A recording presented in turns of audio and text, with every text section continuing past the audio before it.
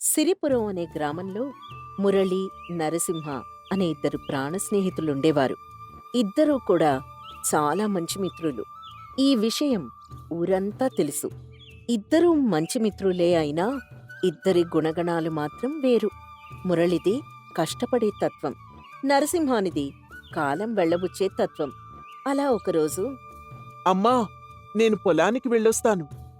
ఇంత చిన్న వయసులో ఎన్ని బాధ్యతలు భుజాన వేసుకున్నావురా? నీకెందుకురా ఇవన్నీ?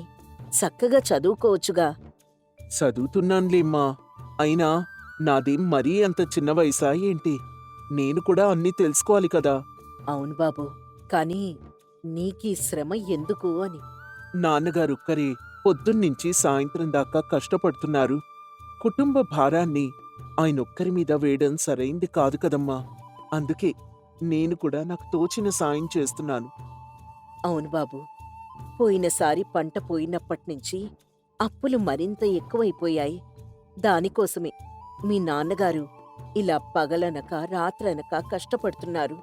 నాకు తెలుసమ్మా. మరేం కాదులే, ఈసారి మన అప్పులన్నీ తీరిపోతాయి. దానికోసం నాన్నలాగే నేను కూడా కష్టపడతాను. సంతోషం బాబూ. సరే అమ్మా, ఇంక నేను వెళ్ళొస్తాను. జాగ్రత్తరా, జాగ్రత్తగా వెళ్ళు. మరోవైపు నరసింహ ఇంట్లో వాళ్ళ నాన్నగారు నరసింహతో, నాన్న నరసింహ, ఇంట్లోనే కూర్చొని ఏం చేస్తావురా? నాతో అలా షాప్ వరకు రారాదు? ఆ షాప్కి ఎవరొస్తారు నాన్న? ఏదో ఒకటి పెట్టుకుని అందులో నన్ను పని చెయ్యంటావు. అది కాదురా, నా తర్వాత ఈ వ్యాపారం చేసుకోవాల్సింది నువ్వే కదా. నాకు పని చేయాల్సిన అవసరం ఏంటి నాన్నా? పని చేయకుండా డబ్బులెలా వస్తాయిరా? ఇల్లెలా గడుస్తుంది? పైగా మనకి చిన్న చిన్న అప్పులు కూడా ఉన్నాయి. నువ్వెన్నైనా చెప్పు నాన్న. నేనైతే నీలా రోజంతా ఆ కొట్లో కూర్చోలేను. నువ్వెళ్ళు. ఎప్పటికి మారతావో ఏమో. నీ స్నేహితుడు మురళిని చూడు, ఎంత చక్కగా వాళ్ళ నాన్నకు చేదోడు వాదోడుగా ఉంటున్నాడు. మీరంతా ఒకటే లేనాన్నా. ఏం పని పాట లేనట్టు ఓ తెగ కష్టపడిపోతూ ఉంటారు. నన్ను చూడండి, ఎంచక్కా జీవితాన్ని ఎలా సరదాగా గడిపేస్తున్నాను. ఇలానే ఏదో ఒక రోజు మీరు సంపాదించే దానికంటే ఎక్కువ డబ్బులు నా చేతిలోకి వచ్చి పడతాయి. ఎలా వస్తాయిరా? నీ ఆలోచనలు ఎప్పటికి మారతాయో ఏమో. ఒక్కగానొక్క కొడుకువని గారాబం చేశాను, కాని ఇలా అవుతావని అనుకోలేదు. సరేలే నాన్నా, నువ్వెళ్ళు. కొడుకలా అనడంతో బాధతో నరసింహ నాన్న అక్కడ్నించి వెళ్ళిపోతాడు. నరసింహేమో రోజంతా ఊరంతా తిరుగుతూ కాలాన్ని వెళ్ళబుచ్చుతూ ఉంటాడు. ఓ రోజు మురళి, నరసింహ మాట్లాడుకుంటూ ఉంటారు. ఏరా నరసింహ, ఏంటి సంగతులు? ఏం చేస్తున్నావు? నాకేంట్రా, చక్కగా జీవితాన్ని ఆస్వాదిస్తున్నాను. అవునులేరా, చూస్తూనే ఉన్నాను కదా. కానీ పాపం మీ నాన్నగారు కొట్లో రోజంతా ఒక్కరే కష్టపడుతున్నారు. కాలేజ్ అయ్యాక నువ్వు కూడా వెళ్ళొచ్చు కదా. నువ్వు కూడా మొదలు పెట్టావా? అసలేంట్రా మీరంతా? నన్ను కూడా మీలా కష్టపడమంటారు? రే, మరి కష్టపడకుండా ఇంకేం చేస్తావు? ఇలానే చక్కగా సంతోషంగా ఉంటాను. అయినా కష్టపడితేనే డబ్బులొస్తాయా ఏంటి? మీరలా చూస్తూ ఉండండి. మీకంటే ఎక్కువ డబ్బులు నా దగ్గరే ఉంటాయి. అది కాదురా నరసింహ, ఒక్కసారి నా మాట విను. పోరా, నువ్వెన్నైనా చెప్పు. నేనైతే మీలా ఎప్పుడు కలిసొస్తుందా అని రోజంతా ఎదురు చూస్తూ ఉండలేను. రే నరసింహ, అలా అంటే ఎలారా? అవునరా, నాకంటూ ఒక రోజొస్తుంది. డబ్బులు నా చేతిలోకి వచ్చి పడతాయి. రే, ఎన్నిసార్లు చెప్పినా నువ్వైతే మారవు. కాని నేను వెళ్ళొస్తానురా. పొలంలో మా నాన్నగారు ఒక్కరే ఉన్నారు. నేనెన్నిసార్లు చెప్పినా నువ్వు కూడా మారవురా. సరదాగా నాతో సినిమాకి రారా అంటే రావు. రే, తర్వాత ఎప్పుడైనా వెళ్దాం లేరా? అంతేరా, మీకు నాలా జీవితాన్ని సరదాగా గడపడం రాదు. సర్లేరా, నేను వెళ్ళొస్తాను అని మురళి అక్కడ్నించి వెళ్ళిపోతాడు. రోజులు గడుస్తూ ఉంటాయి. ఒకవైపు నరసింహ తండ్రి కొట్లో కష్టపడుతూనే ఉంటాడు. మురళి తన తండ్రి అప్పు తీర్చడానికి కష్టపడుతూ ఉంటాడు. ఈ క్రమంలో ఆ ఊరి జాతర సమయం వస్తుంది. అప్పుడు, ఏరా నరసింహ, ఏంటి సంగతులు? జాతర పనులు ఎలా జరుగుతున్నాయి? బాగానే జరుగుతున్నాయిరా. మనమే దగ్గరుండి జరిపిస్తున్నాం. సరే, పదరా. మండపం కట్టడానికి మనం కూడా ఓ చెయ్యి వేద్దాం. అదిగో వచ్చాడండి. మళ్ళీ నా చేత పనులు చేయించడానికి. రే, దీనిలో పనే ఉందిరా, సహాయమే కదా, పద వెళ్దాం. రే, నాకది చేయాల్సిన అవసరం లేదు కాని పనులన్నీ అవే అయిపోతాయిలే. సరేరా, నీ ఇష్టం, నేనైతే వెళ్తాను. ఆ, వెళ్ళు వెళ్ళు. తర్వాత మురళి అక్కడి నుంచి వెళ్ళిపోతాడు. జాతర బాగా జరుగుతుంది. కాని ఆ తర్వాత ఊర్లో విపరీతమైన కరువు మొదలవుతుంది. ఆ సమయంలో ఊరివాళ్ళు, అయ్యో, ఏంటిది, అసలే పంటలు సరిగ్గా పండక అప్పులున్నాయంటే ఇప్పుడు దానికి తోడు కరువు మొదలైంది. అప్పుడు ఊరి పెద్ద రంగయ్య, అవునవును, ఏ జన్మలో ఏ పాపం చేసుకున్నాము, 3 పూటలా తిండి కూడా నోచుకోలేకపోతున్నాం. అందరి పరిస్థితి ఇలానే ఉంది. అవును పెద్దయ్యా, ఉన్న దానిలోనే అందరం సర్దుకోవాలి అంది ఒక ఆవిడ. అవునమ్మా, వ్యవసాయం అంతంత మాత్రంగానే గడుస్తుందంటే వ్యాపారాల పరిస్థితి మరింత ఘోరంగా తయారవుతోంది.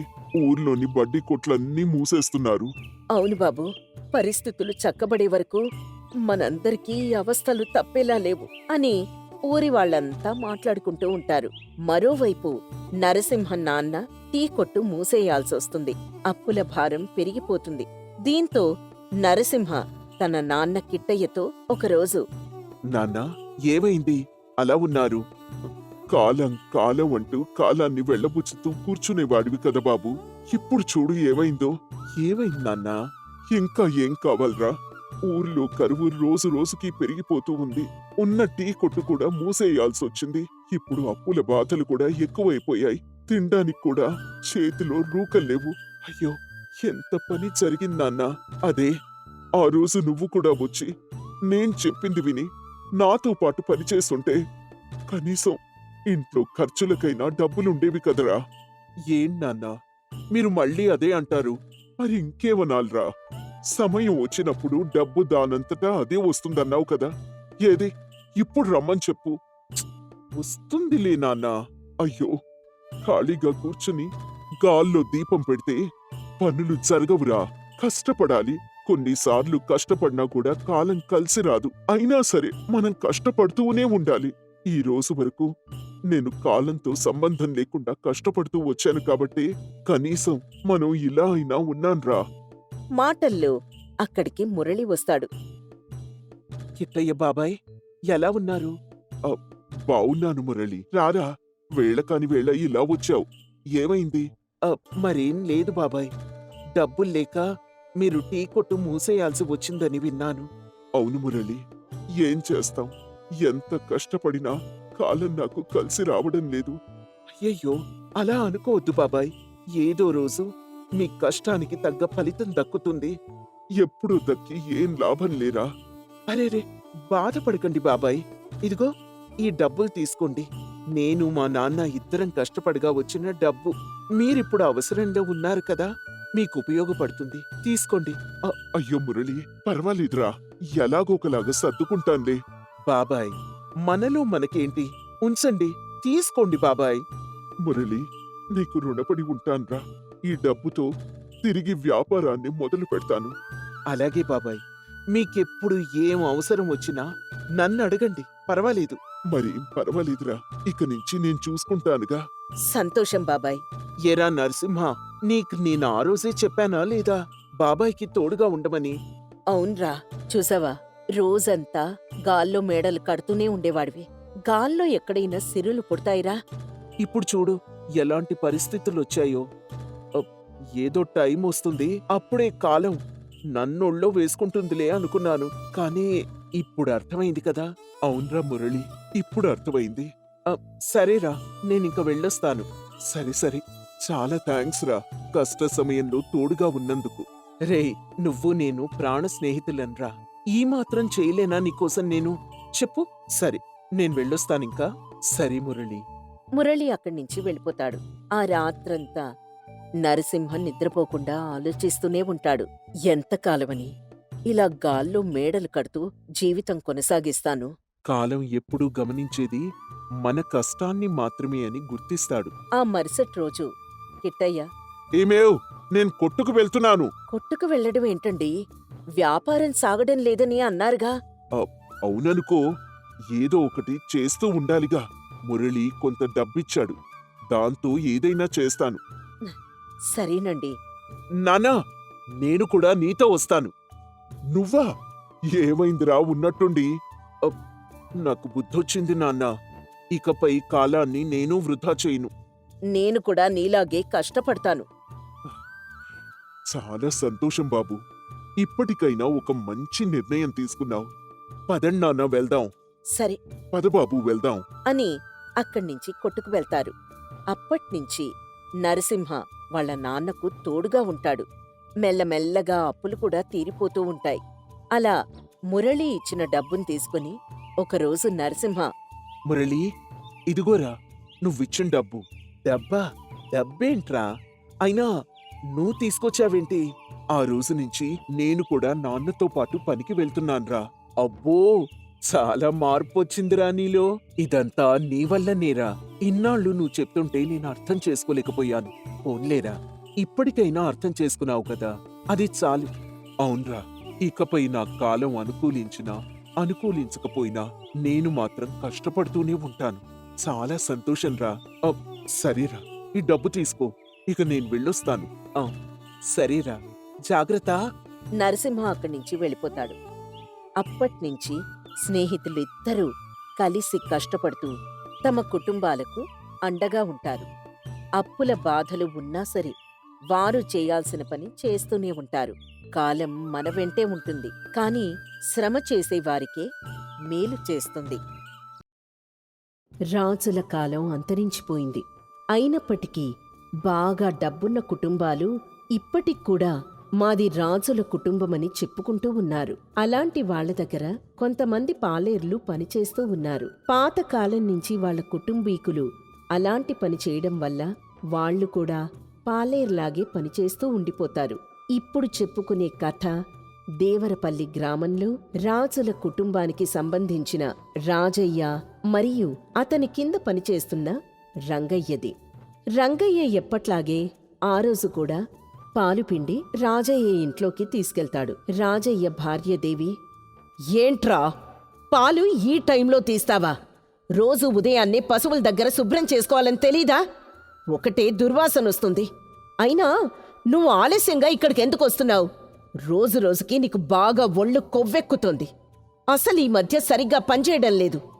ఏ సమయం పడితే ఆ సమయానికి ఇంటికి వస్తున్నావు. ఒక సమయం సందర్భం అంటూ అస్సలు ఉండడం లేదు. అది కాదమ్మా, ఇంట్లో నా భార్య కడుపుతో ఉంది. తన ఇంట్లో ఎక్కువ పని చేయలేకపోతోందమ్మా. అందుకే సాయం చేసి వచ్చేసరికి సమయం దాటిపోతోంది. ప్రపంచంలో పిల్లలెవ్వరికీ లేరా? మీకే పిల్లలు పుట్టబోతున్నారా? నువ్వేం చేస్తావో నాకు తెలీదు. పొద్దు పొడిచినప్పట్నుంచి పొద్దు పోయేంత వరకు నేను వెళ్ళు అని చెప్పేదాకా ఇక్కడే ఉండాలి. అర్థమైందా? సరే అమ్మగారు, పాలు తీసుకోండి. ఇవి జున్ను పాలు, అయ్యగారికిష్టం కదా, అందుకే దీన్ని తీశాను. ఈరోజు పొద్దున్నే ఆవు లేగదూడని కన్నది. మంచిది, వాటిని బాగా చూసుకో. తొందరగా మిగిలిన వాటి దగ్గర కూడా పాలు పిండి మొక్కలకు నీళ్లు పోయి. అతను సరి అని చెప్పి జున్నుపాలు ఆమె చేతికిస్తాడు. దేవి వాటిని తీసుకుని లోపలికి వెళ్తుంది. రంగయ్య మిగిలిన పశువుల దగ్గర కూడా పాలు పిండి దేవికిస్తాడు. తర్వాత పెరట్లో మొక్కలకు నీళ్లు పోస్తూ ఉంటాడు. ఇంతలో దేవి వచ్చి, ఒరే రంగయ్య, మొక్కలకు తర్వాత నీళ్లు పోద్దువుగాని, అయ్యగారు బయటికి వెళ్ళాలి. ముందాయన వేసుకునే చెప్పులు శుభ్రం చేసి తర్వాత ఆయన ఖద్దరు చొక్కాని ఇస్త్రీ చెయ్యి.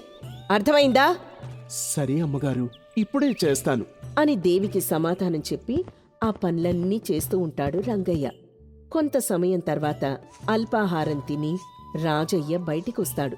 అతను చెప్పులు వేసుకుని, ఒరేయ్ రంగయ్య, మనం పొలం దాకా వెళ్ళాలిరా. త్వరగా ఎడ్ల బండి తీ. అయ్యగారు, ఒక ఎద్దు ఆరోగ్యం బాగలేదయ్యా. అందుకే ఈ రోజు ఒక్కరోజుకి మనం నడుచుకుంటూ వెళ్దాం. నేను మీకు గొడుగు పడతాను. ఇవన్నీ ముందు చూసుకోవాలని తెలీదా నీకు? నడుచుకుంటూ ఊర్లోకెళ్తే నా పరువు ఏం కావాలి? ఆ మాటలకు రంగయ్య ఏం మాట్లాడ్డు. ఇక రాజయ్యకి రంగయ్య గొడుగు పడతాడు. ఇద్దరు కూడా పొలానికి బయలుదేరతారు. చాలా దూరం నడిచిన తర్వాత, అయ్యా, మీ కాళ్ళు నొప్పులుగా ఉంటే అక్కడ కూర్చోండయ్యా. ఏరా, నేనక్కడ కూర్చోకపోతే తీసుకెళ్ళవా ఏంటి? నా కాళ్ళు నొప్పులు పుడితే నేను కూర్చుంటాను. కూర్చోమని నువ్వు నాకు చెప్పాల్సిన అవసరం లేదు. రంగయ్య దానికేం మాట్లాడకుండా ఉంటాడు. ఇద్దరూ కలిసి పొలం దగ్గరికి చేరుకుంటారు. పొలాన్ని చూసిన రాజయ్య చాలా కోపంగా, ఏరా, సమయానికొచ్చి పొలానికి నీళ్లు కూడా పెట్టడం లేదా నువ్వు? ఇవన్నీ జాగ్రత్తగా చూసుకోవాలని కదా నిన్నిక్కడ ఉంచింది. ఇవన్నీ చూసుకోకపోతే నువ్వు నా దగ్గర ఎందుకురా ఉండేది? అయ్యా, ఇంటికి పనివాళ్ళు రావట్లేదని అమ్మగారు ఇంటి పని మొత్తం నాకే చెప్తోంది. ఇక ఆ పని మొత్తం ముగించుకొని వచ్చే సమయానికి ఎండ పడిపోతోంది. ఎండలో నీళ్లు పెడితే చచ్చిపోతాయని సాయంత్రం వచ్చి నీళ్లు పెడుతున్నాను. నీళ్లు సరిపోవడం లేదనుకుంటా అయ్యా. రేపటి నుంచి ఉదయం సాయంత్రం 2 పూటలా నీళ్లు పెడతాను. చూడు రంగయ్య, అన్ని పనులు దగ్గరుండి జాగ్రత్తగా చూసుకుంటావని నిన్ను పెట్టుకుంది. నీకంటే మీ నాన్న మా నాన్న దగ్గర బాగా పనిచేసేవాడు. నువ్వు పని దొంగవి. అంటూ ఇంకొక 4 మాటలు తిడతాడు రాజయ్య. ఆ మాటలకు రంగయ్య ఏం మాట్లాడకుండా ఉంటాడు. ఇక ప్రతిరోజు కూడా వాళ్ళ పనులన్నీ బాగా చూసుకోవడంతోనే రంగయ్యకు సరిపోతూ ఉంటుంది. అతను బాగా అలసిపోయి ఇల్లు చేరుకుంటాడు. అప్పుడతని భార్య సుందరి, ఏవయ్యా, బాగా అలసిపోయినట్టు కనబడుతున్నావు. కాస్తంత కూడు తినరాదు? నేను పెట్టుకొని తింటానులేవే. ఇంతకు నువ్వు తిన్నావా లేదా? లేదయ్యా, ఇద్దరం కలిసి తిందామని నువ్వొస్తావని నీకోసం ఎదురు చూస్తూ ఉన్నాను. సరే, నేను నీకు కలిపి పెడతానులే. రా, ఇద్దరం కలిసి తిందాం అని భార్యాభర్తలిద్దరూ కలిసి భోజనం చేస్తారు. అప్పుడే భార్య అతనితో, అయ్యా, నాకు నెలలు నిండుతున్నాయి. నువ్వు కాస్త దగ్గరగా ఉంటే మంచిది. ఒక 4 రోజులు నాతో పాటు ఉండయ్యా. ఒక పిల్లో పిల్లాడో పుట్టిన తర్వాత నీ ఇష్టం. ఆ ఇంటికి వెళ్ళడమే మన పని. ఇక రావడం అనేది వాళ్ళ చేతిలోనే ఉంటుంది. 2 రోజులు అయింది ఇంటికొచ్చి, పనితోనే సరిపోయింది. అవసరమైతే అక్కడే పడుకో అంటున్నారు. ఎదురు మాట్లాడలేని పరిస్థితి. నేనేం చేయగలను చెప్పు? ఎందుకయ్యా అక్కడ పనిచేయడం? జీతమా కొద్దిపాటి ఇస్తారు. మనకంటూ ఒక సొంత పొలం ఉంది. దాన్ని సాగు చేసుకుని బతుకుదామయ్యా. అక్కడ పని మానే. తరతరాలుగా మేము ఇదే పని చేస్తున్నామే. ఇంకా ఇది తప్ప మాకింకొకటి తెలీదు. అప్పుడు సుందరి, రేపు మనకు పుట్టే బిడ్డ కూడా వాళ్ళ దగ్గర పనిచేయడానికేనా? మనకంటూ ఆశలు ఆశయాలు ఉండవా? ఇంకెప్పుడయ్యా మనం మారేది? మన బతుకులు మారేది? జీవితకాలం అంతా ఇదే చేసుకుంటూ బతకాలా? ఇట్టా ఏమీ నాకు నచ్చడం లేదు. నా మాట విని పని మానే. అందుకు రంగయ్య ఆలోచనలో పడతాడు. సరే, చూద్దాంలే అని అంటాడు. అలా రోజులు గడుస్తున్నాయి. ఒకరోజు ఎప్పట్లాగే రంగయ్య రాజయ్య ఇంట్లో పనిచేస్తూ ఉంటాడు. అప్పుడే అతని ఇంటి పక్కన ఉండే సుబ్బయ్య అక్కడికొచ్చి రంగయ్యతో, రంగయ్య, సుందరికి నొప్పులు మొదలయ్యాయి. నిన్ను తొందరగా తీసుకురమ్మని చెప్పింది. తొందరగా బాబుగారితో మాట్లాడు. తొందరగా ఇంటికి బయలుదేరుదాం పదా. రంగయ్య హడావిడిగా రాజయ్య దగ్గరకొస్తాడు. రాజయ్యతో అదే విషయాన్ని చెప్తాడు. చాలా పనులున్నాయి కదరా, ఇప్పుడు వెళ్తే ఎలా చెప్పు? నీ భార్యని సుబ్బయ్య చూసుకుంటాడులే. అది కాదు బాబుగారు. ఇలాంటి సమయంలో భార్య పక్కన నేనుండకపోతే ఎలా చెప్పండి? పనుందని చెప్తున్నాను కదా, నోరు మూసుకొని పని చేసుకో. రే సుబ్బయ్య, నువ్వెళ్ళా అని అంటాడు. సుబ్బయ్య అతనితో ఏదో చెప్పబోతుంటే రాజయ్య అతని మాటలు పట్టించుకోడు. రంగయ్య చాలా బాధపడుతూ పని చేస్తూ ఉంటాడు. సుబ్బయ్య అక్కడి నుంచి వెళ్ళిపోతాడు. ఇంతలో దేవు వచ్చి, అరే రంగయ్య, పిండి వంటలు చేయాలని చెప్పాను కదా, త్వరగా రారా, వచ్చి పనిచేయి అని చాలా కోపంగా పిలుస్తుంది. అతను పనిచేయడానికి వెళ్తాడు. అతను పని చేస్తున్నప్పటికీ అతని ధ్యాస మొత్తం భార్య మీదే ఉంటుంది. అప్పుడే రాజయ్య కూడా ఏదో పని చెప్తాడు. భార్యాభర్తలిద్దరూ పదే పదే ఏదో ఒక పని చెప్తూ ఉంటారు. దాంతో బాగా విసిగెత్తిపోయిన రంగయ్య చాలా కోపాన్ని దాచి ఉంచుతాడు. అప్పుడే సుబ్బయ్య వచ్చి రాజయ్యతో, అయ్యా, రంగయ్యకి మగపిల్లోడు పుట్టాడు. తల్లి బిడ్డ ఇద్దరూ క్షేమంగా ఉన్నారు. మొదట్లో నేను చాలా భయపడ్డాను, ఏమవుతుందో అని. దేవుడి దయవల్ల అంతా మంచి జరిగింది అని చెప్తాడు. ఆ మాటలు విన్న రంగయ్య చాలా సంతోషపడతాడు. అయితే మాకు చిన్న పాలేరు పుట్టాడన్నమాట. ఒరే రంగయ్య, మా చిన్న పాలేరుగాడికి కొన్ని బియ్యం తీసుకొని పో. వాడి పేరు చెప్పుకొని ఇవాళ పొంగల్ చేసుకొని తినండి అని అంటాడు. ఆ మాటలకి రంగయ్యకి బాగా కోపం వస్తుంది. పుట్టగానే అప్పుడే పాలేరు అంటున్నావు నా కొడుకుని. ఇదేం బాగాలేదయ్యా. నా భార్య ప్రసవ వేదన పడుతుంది అన్నా కూడా మీరు కనికరం చూపించకుండా నన్నిక్కడే ఉంచారు. దానికేమన్నా అయ్యుంటే ఏంటి పరిస్థితి? ఏదైనా గొడ్డు చాకిరీ ఇక్కడ చేయించుకుంటూ సరిగ్గా పైసలు కూడా ఇవ్వరు. నేనెందుకు పనిచేయాలి? చాకిరీ చేయించుకుంటూనే నన్నొక పురుగును చూసినట్టు చూస్తారు.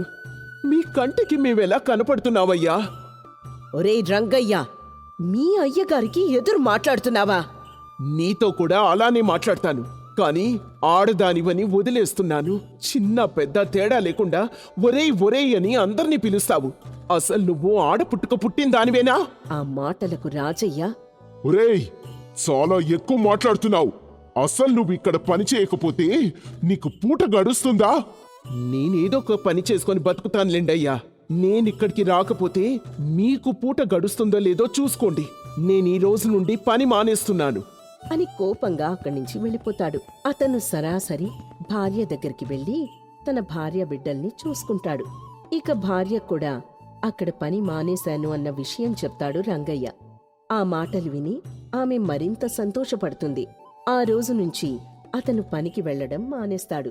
రాజయ్య, దేవి ఇద్దరూ కూడా ఇంట్లో పనిచేయలేక అల్లాడిపోతూ ఉంటారు. పశువుల్ని చూసుకోవడం, వాటిని శుభ్రం చేయడం, పాలు తీయడం, మొక్కలకు నీళ్లు పోయడం, ఇంట్లో పని, వంట పని, చేను దగ్గర పని, అలా చెప్పుకుంటూ పోతే చిన్న పని దగ్గర నుంచి పెద్ద పని దాకా అన్నీ వాళ్లే చేసుకోవాల్సి వస్తుంది. వాళ్లే ఇంట్లో పనిచేయడానికి ఎవ్వరూ కూడా ఒప్పుకోరు.